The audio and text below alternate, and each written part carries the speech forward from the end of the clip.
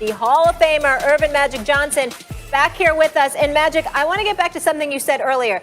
You said the Lakers will repeat, not might, will repeat. And then you mentioned something about LeBron, MJ, neck and neck. Can you please expound upon that? Because I'm sure Stephen A. wants to respond. No, I said he gets that next one. It's going to be hard not to say he's right there with MJ. I said the next one, which will be 5, because it's hard to say 6 and 4. It's hard to say he's overtaken Michael at 4 championships. So I think that once he wins and also repeats, the key word here is repeat. That puts him in a good, that's a good argument right there. I love where LeBron is going. He's with the right organization.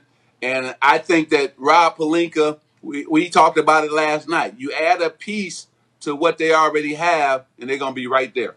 Well, listen, I'm not going to argue with you about this now. We'll have plenty of time to get into that in the future. And I don't want to sit up there and come across as remotely disrespectful to the king at this particular moment in time. He's the champion. He deserves it. I'm real proud of him. LeBron's got a lot to be proud of. No mistake about it. I got him number 2 or 3 on Mount Rushmore, really number 2. I don't think that's disrespectful or hating on him at all. Having said that. That's right. You and I were talking last week, Magic, and you talked about how no champion who repeats fails to tweak something along the way. Well, let me throw this by you. Anthony Davis has a player option. Kentavious Caldwell-Pope has a player option. And after Danny Green missed that shot, even though it was stupid for people to get at him the way that they did, he is getting paid $15 million. Caldwell-Pope is only at $8 million. He gonna want his money. Okay, so I'm looking at that. I'm looking at the Avery Bradleys of the world with a player option. If you're gonna tweak something, what are you gonna tweak? And are you sure, Magic Johnson, that Anthony Davis is gonna stay? I am positive Anthony Davis is coming back. Listen, this has been the greatest situation for Anthony Davis and the Lakers. Anthony Davis now is known across the world, right, because of the platform of the Lakers. And then him and LeBron again next season, man, they can repeat. You don't want to leave here and not have a guy like LeBron James playing alongside of you, because the same thing happened, what happened in New Orleans, what happened to Anthony Davis again. They make each other better. And then last but not least, this is the great thing. When LeBron retires, he just says, here, Anthony Davis, it's your team now. You go on and lead the Lakers to the next 5 or 6 championships. So I think it's time for Luka to get there. I'm not worried about Luka right now. We can't worry about Luka right now. We're talking about right now. Who are you going to pair with AD? You're going to be the next superstar is going to pair with him. Hey, that's right. Luka, come on to the Lakers. I like that. I like that. But Anthony Davis also loves living in Los Angeles, too.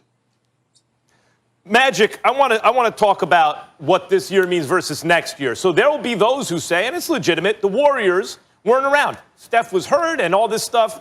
Now, I think the Warriors, before they got KD, were looking at a LeBron-led team that had a crew and thought, oh, no, we can't beat them. Remember, they didn't have Kyrie or Kevin Love when they barely beat him in 6 games, when Dellavedova was the second-best player. Then LeBron came back and beat him the next year. Then they got KD. That's not even fair. But it leads me to the following thought. Warriors are going to reload. They're not coming into next season just with Steph and Clay and Dre. There's no Iguodala there anymore. There's no KD. They're going to reload. They're going to try to take it to the next level on the Lakers. What about dealing with a reloaded Warriors team next year? Of course, I'm fans of Steph and Clay, right? I hope that they come back and they're healthy. And then I love Draymond Green, the former Spartans. I'm always cheer for Draymond Green. But at the end of the day, the Lakers will still be the team to beat. I think if Golden State is healthy, and I'm sure they're going to make a good move. I don't know if they'll keep that second pick or not. They will be the second team. I think Denver, the way they're finished, and Murray and Jokic, I think they'll be the third team, and then the Clippers will probably be the 4th team. So I think those will be the 4 powerhouses in the West. And I still think with the experience that the Lakers got, especially all the other guys, forget LeBron, but Anthony Davis got championship experience. KCP got championship experience. You know, I can keep going. All those guys now will come back and be better next season. Rondo looks like he could do this forever. Hold on, Max. Magic, I just want you to, before you leave, I want you to address two topics. Number one, Okay. Max Kellerman calling Kawhi Leonard the best player in the world for the last year until he had to throw in a oops. You can address that, but number two, and more importantly, you know, I was of the mindset that if the Clippers were to win this year, it would have been that much tougher for the Lakers because now you gotta overcome that because another team learned how to win. I want to know, because the Clippers have not won and now you've got them fourth, how much damage have they done to their franchise with Kawhi and Paul George in light of the fact that they weren't able to get it done this year? Well, I think the Clippers, listen, what's missing with the Clippers, they just don't have a leader. And see, a superstar can be a superstar. So Kawhi is a superstar, and he plays both ends of the court. Paul George, I think, is a star emerging. He could be a superstar. But you need somebody to lead the team. See, LeBron James is both. He's the best player in the world, but he's also the greatest leader in the world. So I think that's what's missing with the Clippers. And the fact that, you know, they had talked all season how they wanted the Lakers, and they had their opportunity, but they came up short. And I want to give Rondo a lot of credit here. People thought I was crazy when I said you need multiple ball handlers to win, not just putting all the pressure on LeBron James to create shots for his teammates. We needed a second guy to do that, so when LeBron sat on the bench, Rondo could come in and do the same thing.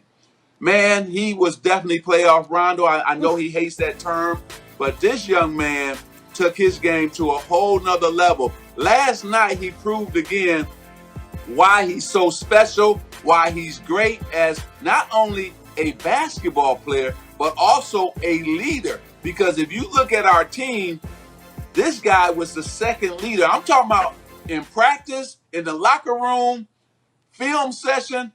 It was him and LeBron who took over the team. So, Rondo, thank you for signing with the Lakers, believing in the strategy to rebuild the Lakers, because he was a key piece of us winning it as well. So, Anthony Davis and LeBron James and Rondo as well.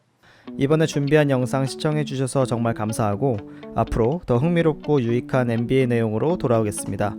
영상 재밌게 보셨다면 구독과 좋아요 부탁드리겠습니다. 감사합니다.